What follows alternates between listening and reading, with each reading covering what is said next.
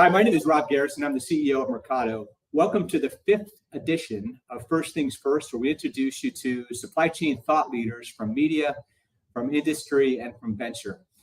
Last month's guest was Mark Seal. Mark's the VP of Sourcing for Tile, and Mark and I discussed many of the challenges he had all throughout the pandemic, but more importantly, a lot of the innovations that he created to overcome those challenges. It was a great podcast. Mark has done everything to keep the flow moving and continues to do that at Emser Supply Chain. So I hope they can listen to this really good podcast in terms of how to overcome some of these challenges. Today's guest, I'm excited to announce, is Debbie Ryan.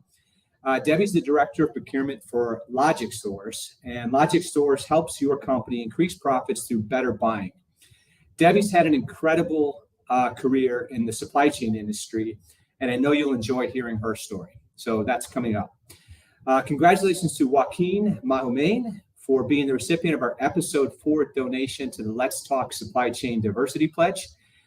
We'll be donating $100 to this great cause again this month. And so please at that point chime in and any questions we'd love to answer. We'd love to have your comments, and we'll pick one of you from the audience for the Let's Talk Supply Chain Diversity Pledge. Okay, so now let's dive into a segment that we call the Fastest Five. So today's hot topic is it's classic supply and demand. Too much supply and not enough demand. That's a direct quote from the CEO of Macy's, Jeff Gennette, which leads me to my first article by Suzanne Kapner of the Wall Street Journal. Shout out to Suzanne. Her article talks about how many retailers, including, Walmart, Gap, Kohl's, Abercrombie, American Eagle, and Urban Outfitters are all sitting on too much inventory. And it looks like they're going to have to increase the number of discounts to get rid of that inventory and clear out the excess, and or store the goods to sell at a more opportune time later down the road. The second article is by the Associated Press, and it focuses on much the same issues, but primarily related to Target.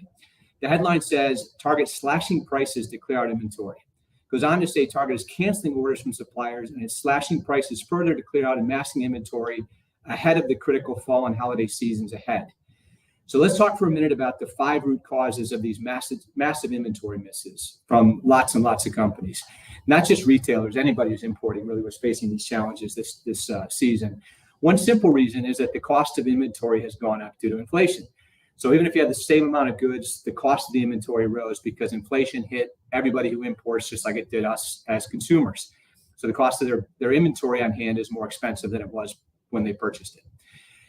Second is a pronounced spending shift. And so, as we all know, we're kind of moving away from focusing on things that made us and our homes more comfortable. We spent a lot of time at home, so we were focused on purchasing things like joggers, sweatsuits, gas grills, big TVs, anything that made our lives more comfortable as we stayed at home during the pandemic. Now that we've moved into endemic territory, people are spending their money more on services. They want to get out of the house, and so they're spending money on things like travel and leisure and entertainment, like even going to the movies, but particularly dinner is a big category. The third thing is a decrease in spending due to an increase in the cost of non-discretionary items like groceries. So this one in particular caught a lot of retailers by surprise because of the speed. We had been kind of told initially that this might be transitory and initially that it might not be that bad. And of course, inflation is going through the roof. And so now everybody that had disposable incomes is having to spend more of that disposable income on non-discretionary goods like groceries. So that's the third reason. And then the fourth is less stimulus. Most of the government stimulus has expired, meaning less available disposable income. And then the last one is that we're all super familiar with, which is the unpredictability of the supply chain. So when you're trying to forecast your inventory from 6 months ago for what's going to happen today, you're doing your best to plan it, but when something comes up like an unexpected port delay or certainly a factory shutting down or even a whole region shutting down like Shanghai, your inventory could arrive much earlier than you anticipated because you planned more and you didn't have all the delays, or it could arrive much later than you anticipated because you had more delays than you expected. So those are the 5 root causes leading to all these inventory misses. And by most of these forecasts, they're talking about it taking at least another quarter, possibly 2, to get it course corrected. Okay, so now I'd love to welcome Debbie Ryan to the podcast. Debbie, welcome to the show. Hey, Rob, how are you? I'm doing great. So Good. Debbie, listen, you've had, as I mentioned in my opening, an amazing career. I've got to see some of it firsthand. Debbie and I worked together at APL and Kmart, for example. But I'd love to have you kind of share with the audience, Debbie, your background and kind of how you made it through this crazy journey that you've been on. Sure. Yeah. As I think you know, I started out my career on the transportation services provider side of the industry, initially in LTL as a trainee with Big R. I did not know that, actually. You did not No, know? I did not know that. Yep. Trainee for Big R, and then a line haul dispatcher, and then sales rep. So worked at a bunch of terminals. Ended up in California. Met some APL liner folks, and joined the APL liner team in Southern California. Remember the C10s had just come out, and importing was really starting to take off. So I worked both at liner and then at ACS, APL Logistics, their overseas 3PL. So, and then after that time immersed on the service provider side of the business, I sort of jumped over to the shipper side of the desk. And I worked mostly in retailing, a wide variety of retailers. So specialty retailers like Warner Brothers Studio Stores and Ascena Retail, big box like Kmart, and even off-pricers like Filing's Basement, which I miss dearly, and Value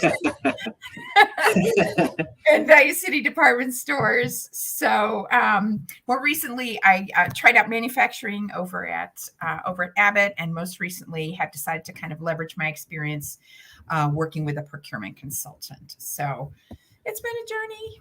Yeah, so I wasn't kidding. That is an amazing journey through the supply chain. So you've seen lots of things, and maybe you could share with the audience, if you look at all of that background, maybe all the way from the beginning to when you were interning at an LTL company, all the way to fast forward to Abbott and what you're doing today.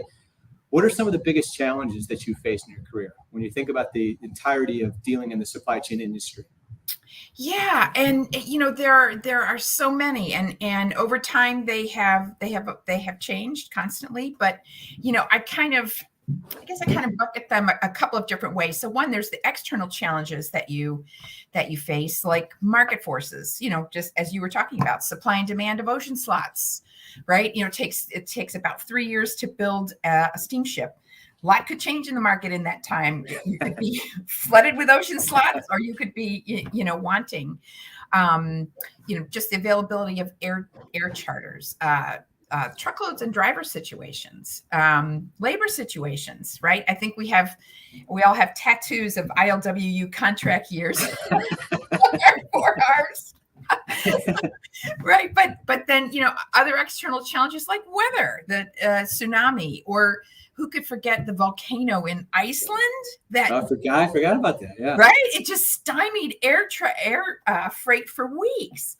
And just the normal stuff like typhoons and hurricanes and stuff. But also regulation, another external challenges. Many of us have fond memories of the old shipping conferences, but Yeah. deregulation happens. But then there's also the internal challenges too that you face with your with your importer. Like the one thing that's dramatically impacted retail apparel has been the speed to market, fast fashion trend, which brought about a lot of changes in sourcing locations, right? Just from North Asia all through South Asia, West Asia. And it seemed like, those sourcing changes would happen, and then the infrastructure in those places would catch up a few years later, right? And then they switch again to the next country, right? Yeah. And then they switch again to the next country, right? Just, and I'm thinking of, remember what Hong Kong was like before Yantian was a big port, like, I do.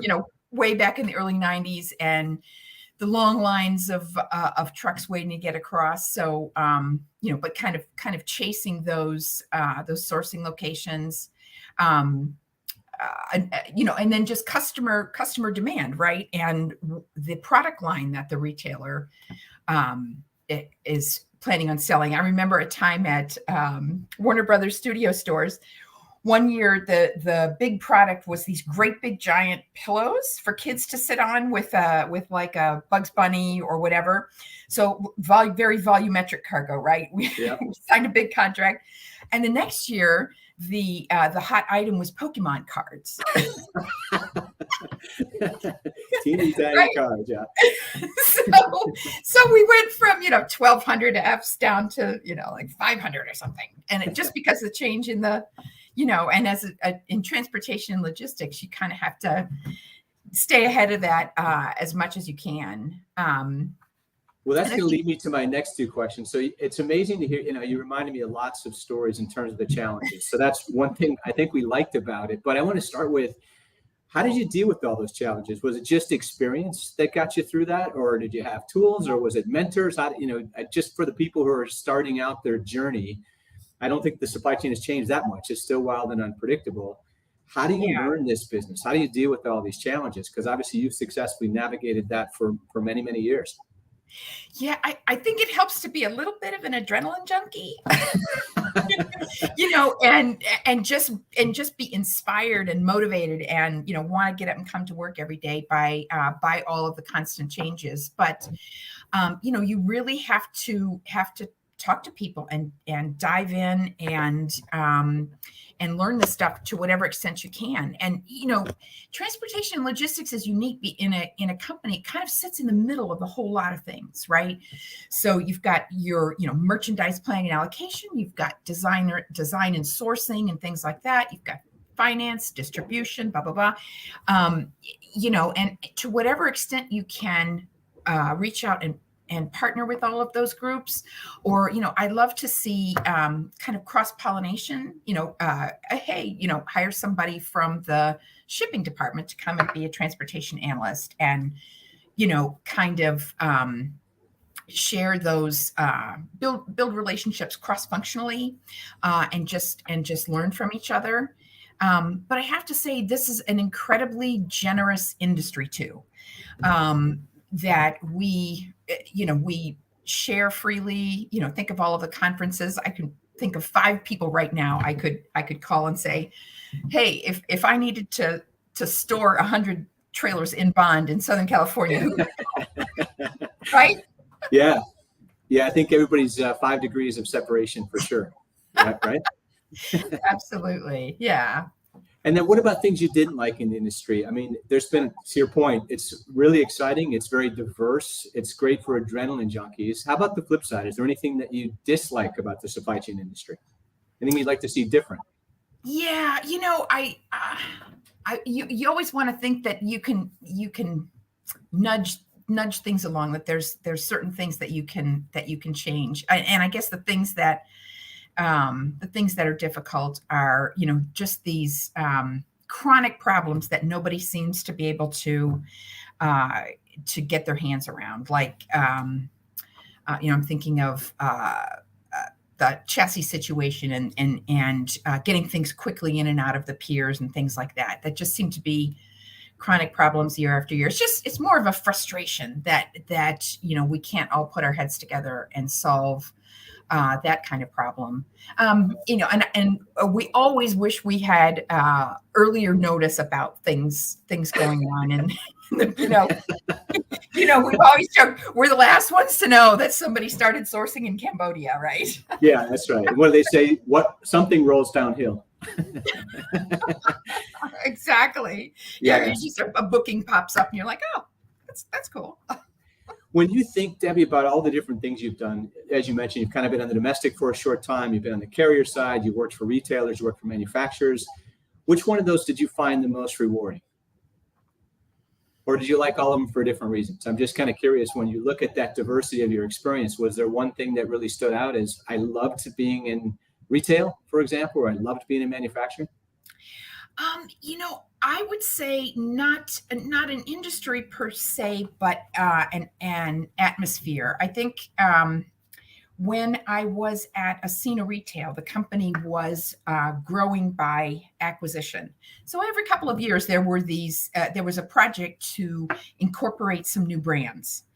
and it was an opportunity to do network optimization studies. It was an opportunity to rethink all of your contracts, ocean, parcel, everything.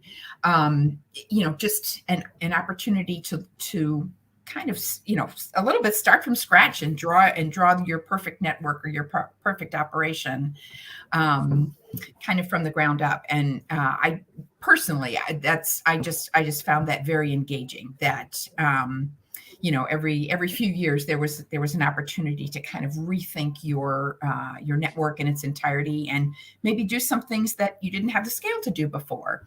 Or the new acquisition has a distribution center in Maryland. Oh, what can we do with that? Just Debbie, you do realize it sounds a little bit crazy that you like things changing constantly. Some people like them to stay the same. So it says a lot about your personality. And I recall that from working together at Kmart, for sure. That no amount. Yeah, there couldn't have been too much whirlwind for you.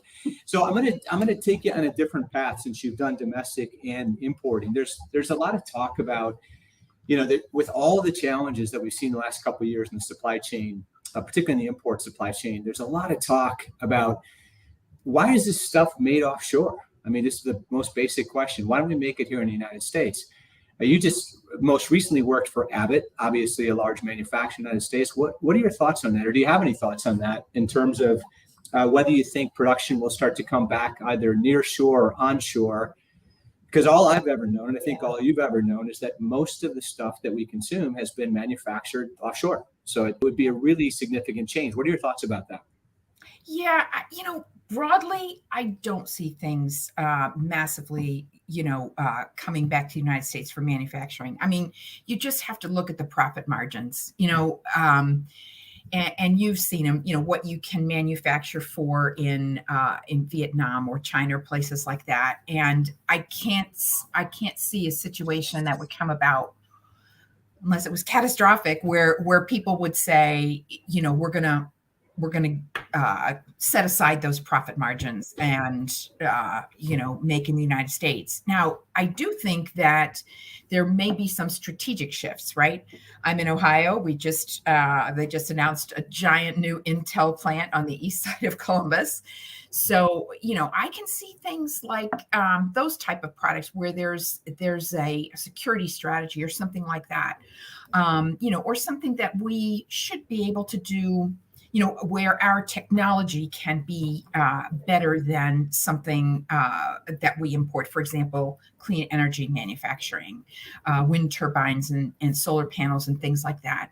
But I don't see things like socks coming out. I don't know why I just thought of socks, but I don't see things like that coming back, because it's almost economics 101, right? Things will seek the lowest cost of production. So, and the costs are so much lower. Now, if those costs come up dramatically, and there's a little bit more of a level playing field, but I think it's really all about the profit. Well, I'll share another controversial thought and maybe just get your opinion on this. I used to guest lecture at SMU, and I would always get one question about this, why sourcing in China or all these controversial things.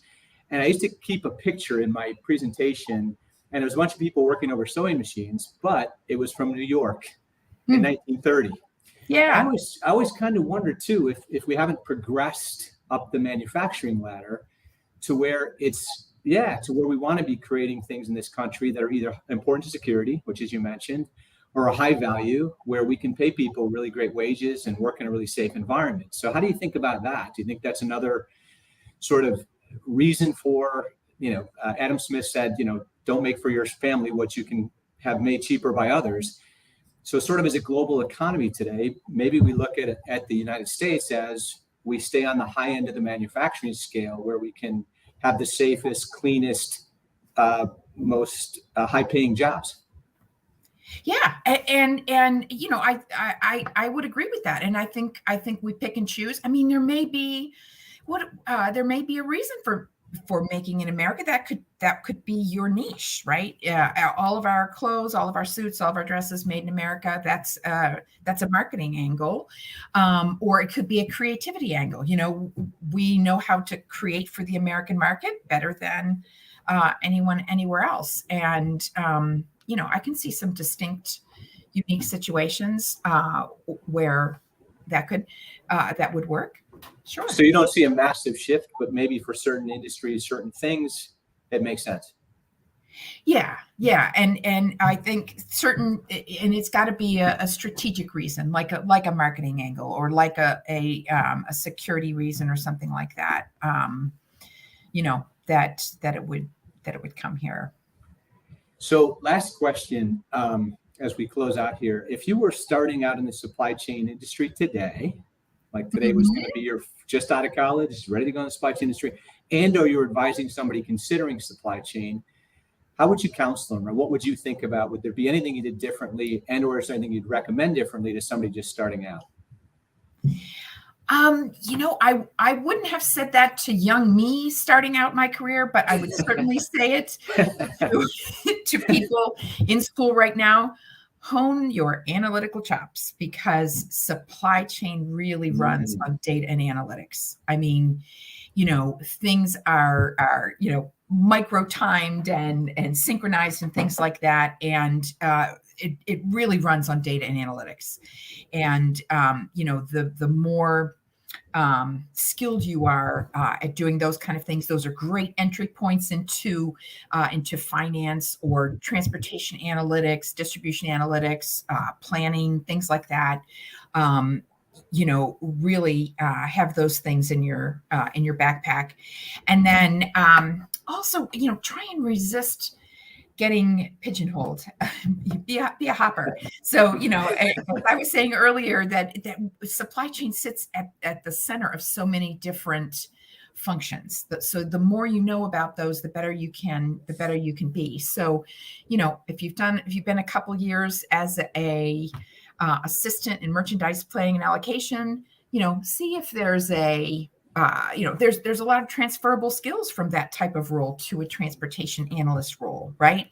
A distribution wave planner or something like that. There are definitely transferable skills there. Break into supply chain or transportation finance. Be great to do a little tour in compliance and trade, right? Get to know fulfillment, and I think if you can, kind of plot out a career moving through these different disciplines, I think you will, and along the way you may find that, hey, I'm sticking with trade compliance because, this is where I really found a home. So why do you think it requires so many more analytics? Would you say that has to do with the shift to e-commerce, just that the supply chain itself has gotten incredibly more complicated? It used to be you offloaded in a container and you moved it into a big distribution center to go to a big pool distributor to go to a store. And now it can go anywhere, anytime. Yeah. Do you think that's the biggest change that's causing the need for all that much deeper analysis than we've done in the past? Yeah. And actually, I think a lot of the low hanging fruit is all gone. And now that's true too. Right. And if you're going to find things that'll save you half a penny a unit or something like that. And it's going to, I think it just requires that, deeper analytics, and you're always looking for options, always looking for risk assessment, things like that. And I think that requires a lot of the analytics piece too. So. Yeah, I love your recommendation about diversity too. I think that's one of the things that I've seen as a challenge is people do tend to get pigeonholed in their space, and then it's very difficult for them to see the broader picture. So I think that was excellent advice as well. Yep. Yeah. Okay, I'm getting the high sign here, Debbie. All right. Unfortunately, our time here has ended. I want to thank you though before we go, because Debbie threatened me that she was going to tell some stories about us in our earlier career days, and so fortunately, she didn't whip any of those stories out. For another podcast, maybe we can talk about how things used to be. Just before we let you go, we've got one question, Debbie, that was related to possibly sourcing shifts. And I spoke a lot about domestic, but I also meant nearshoring. And so there's a question here about South America. Do you have any background in that, or how do you think about that as a sourcing location? I have never understood why we couldn't, we couldn't get some folks into, especially Central America. I remember, gosh, it was probably 10 years ago. I remember some, I want to say Korean factories going into Guatemala and places like that. And, Sure.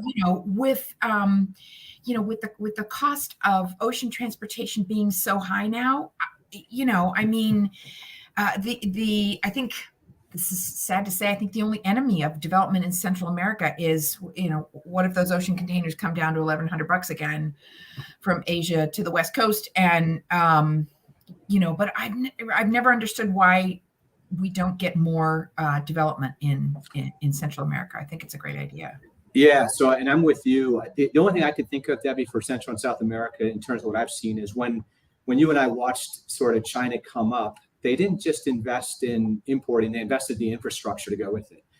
They're very, very efficient. And so that's another thing I just think for consideration is how efficient are things in Central and South America? Could they keep up with the efficiency, particularly in China? That's another consideration, I guess. Yeah, that's true. I know. I remember on my last job looking for northbound routes for product from Mexico, and we were looking at ocean because truck was so challenging. Yeah. But was the infrastructure there to support it? Yeah. That's it. Okay. Well, Debbie, thank you very much. It was great to catch up with you again. You too. And we'll talk soon. Okay.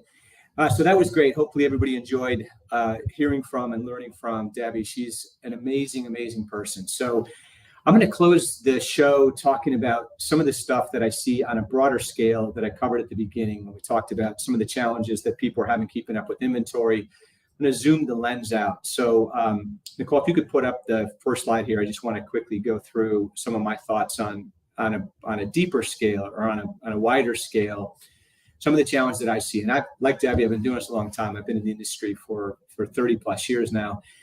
And, all of this is coming together for me over this long period of time on what I think is needed next. So when we look at the supply chain, the import supply chain, it's not widely understood. And sometimes I'm not sure why. I've spent my whole career in it, so I know it pretty deeply, but it's a massive, massive industry. So the first thing I put up here was just some statistics for those of you who don't know. In the United States, we have about 225,000 imports who purchase about $2.1 trillion worth of goods from abroad each year. So that's just the U.S. Globally, trade across borders is about an $8 trillion industry. Europe's roughly the same size from an importation standpoint as the United States, so they also import about 2.1 trillion. And when you look at the piece to the right, there's a massive disconnect between the size and the sophistication and the complexity of this industry and how it works today. So we've been calling it a supply chain, but I almost look at it as supply links. And so what you see there in gray, these are the critical activities that have to occur in synchronization to make a supply chain work, from planning your imports to purchasing your product and moving your product. And right now they're kind of disconnected and mostly analog. And I'm going to talk about those two things in just a second here. But if you look on the right, that transformation has occurred on what I call the final mile, which is the point in pink there. Retailers have done a great job connecting their domestic networks to their consumers, making it available to purchase, 24/7, dropped at your door, pick up in store, buy online, pick up in store. All those configurations that we used to call omnichannel have occurred. So that one link in the supply chain is highly digital, highly connected. But the first mile, which is where the products come from, is highly disconnected.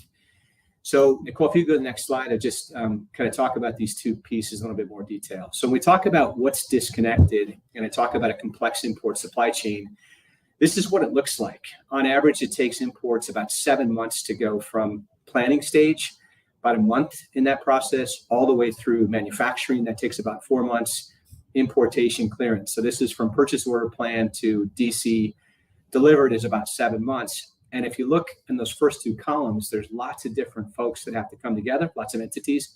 I list a few of them there, and there's lots of departments that need to connect to make that happen. So the first thing is sort of this disconnected network. And then if you go to the next slide, please. The last thing I'll highlight here in the 30 seconds or 60 seconds I've got left is the technology landscape. This is the other big disconnect. Most importers have really good systems to plan their orders.